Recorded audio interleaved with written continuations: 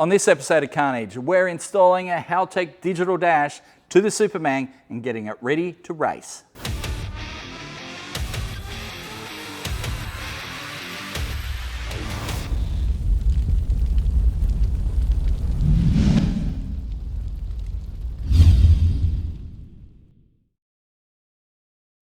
So, we have decided to bite the bullet and race the Supermang. Now, we are going to race at the Haltech birthday bash up there in Sydney on December 18th, but I figure let's do some laps a little bit closer to home, see if we break it here rather than break it up there. I don't want to break it at all, but given our luck lately, things have been breaking.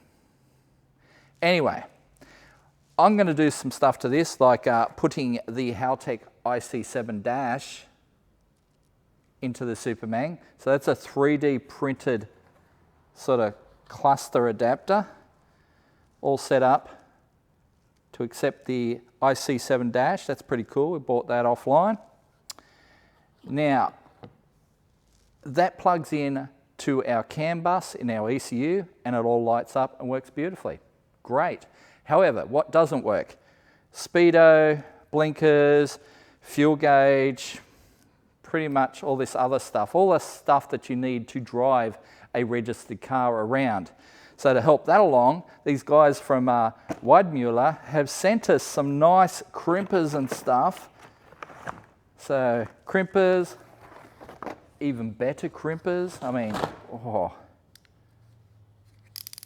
you just feel and hear that German quality. Yeah, so crimpers, we got, what's that, strippers, wire cutters, screwdrivers. So I really have to thank guys from Weidmuller for sending that stuff out. It will be well used here in the Carnage workshop, I've got to say. They saw the stuff we'd been using on Dad's ute and gone, yeah, that's not very good. Let's send you some good gear. So they have.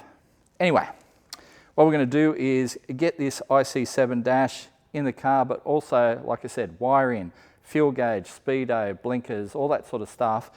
It's going to be a little bit complicated, a little bit of stuffing around, but I think we can do it. Anyway, let's give it a crack. So automotive wiring is pretty much every car guy's pet hate. So we only got about 7 wires to terminate though, so we just got to do, you know, left and right, blinker, high beams, headlights, that sort of thing, just so, you know, the dash knows when to dim when the headlights are on and you can tell when your high beam's on, or, you know, your blinkers work when you're out on the street, stuff like that.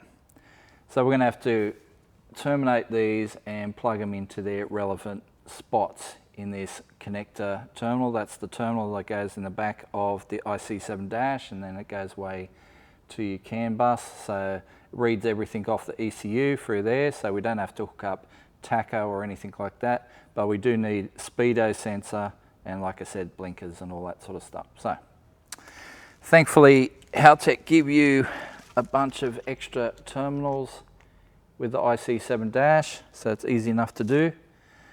And then you've just got to work out where the relevant wires are under the dash, which is always a bit of fun. So to find your relevant wires under the dash, you're going to need like a test lamp and your power on. We found in the Commodore that for the blinkers to work, you actually need your hazard lights plugged in. So for example, I know that this blue wire under here is the right blinker.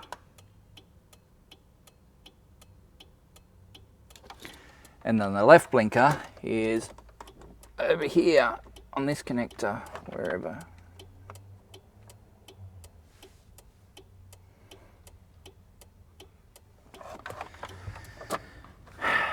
Lots of fun.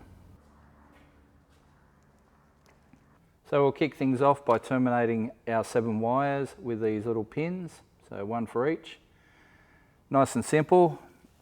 I've already made out a kind of a mud map of where each wire is going to go in the plug, but you can just work it out for yourself in terms of, yeah, which wire you want to use for which area. All right, let's try our new strippers. Nice.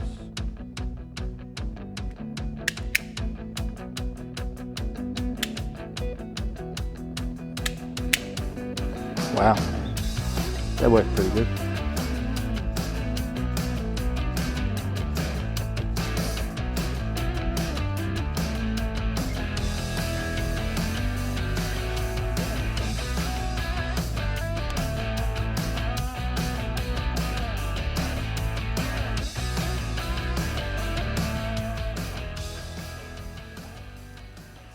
So right now I'm just pulling out the little blanking pins that block the holes that I require.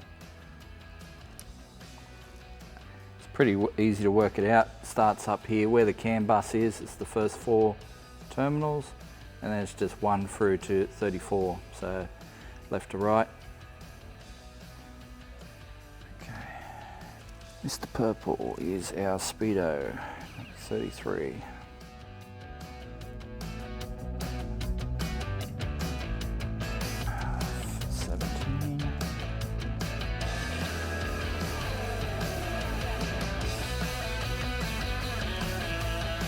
Alright, 18 in there.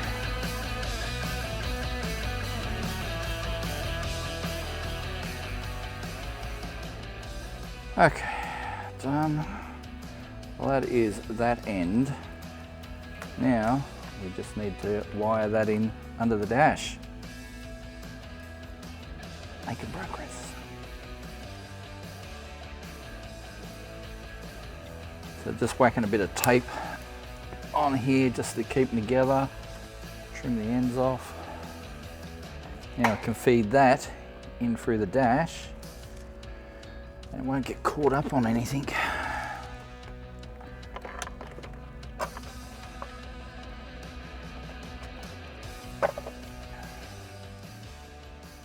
Looks like plenty. So there's a fair chance that this dash installation may not be permanent. And because that's the case, I'm not going to cut the existing wiring and just connect our wires to it. I'm going to use Scotch locks. A lot of people don't like them. They work, they do the job, and certainly they'll do the job for the lifespan that we're thinking. Like, at the end of the day, are we going to have this in there forever? Is it going to be in there for 6 months? Is it going to be in there for 5 years? Well, certainly they'll last 5 years. They'll do the job for that. So yeah. And the way these work is you put one wire through one hole, the other wire through the other hole. So our main wire might go into this first hole and our connecting wire will go in the second hole, and then you basically push that down with a set of pliers. It connects both wires together but without cutting either of them. And then you just put the little clip across the top, seals the deal, and they work. They're not elegant, they're not perfect, but they do work.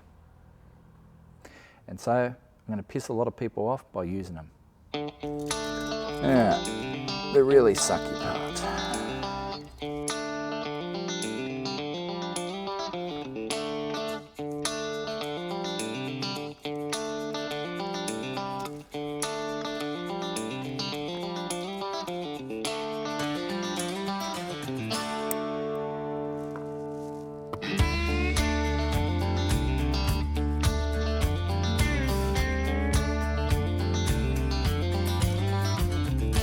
Park lights done.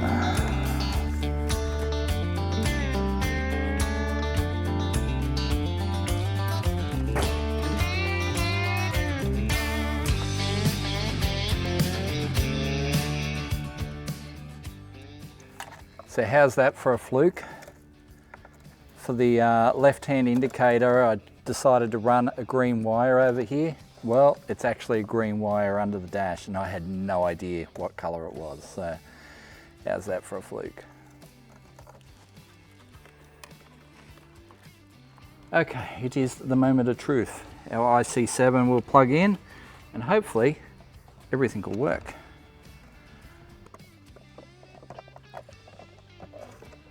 Need to go behind there or? No. Okay. Okay. Saying high beams on all the time. Unless that's headlights. No. Okay. Blinkers. Blinkers. That's very good. That's what, 85% right? That's pretty good for me. Okay, well, let's bolt it in.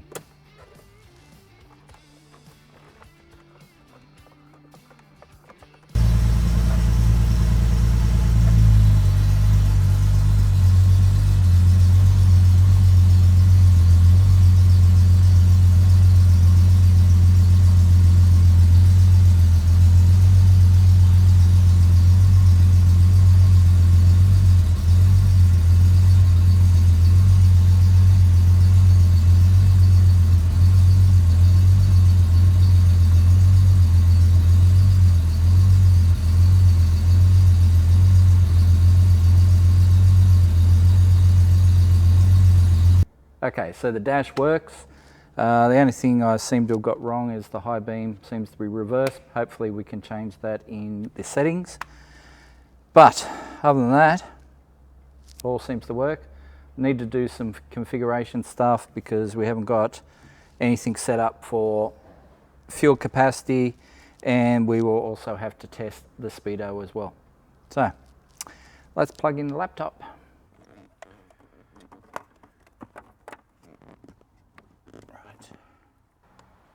So I'm just plugged into the ICC software, the Haltech software for the dash, and you can do all sorts of stuff with this. You can change everything basically and modify your shift points and all that sort of stuff, modify your, numbering and values.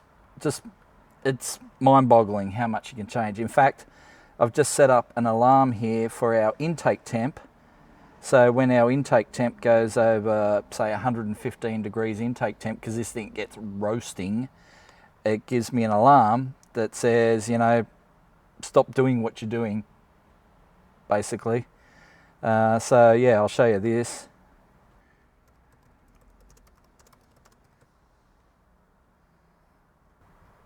So basically I've got it set up that here's my simulation window, so I can simulate what it's going to do. So air intake, which is there, simulation, which is here, drag the bar across.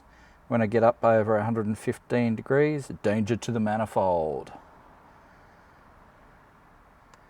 Basically that's telling me my intake temps are way too high and I should get out of it.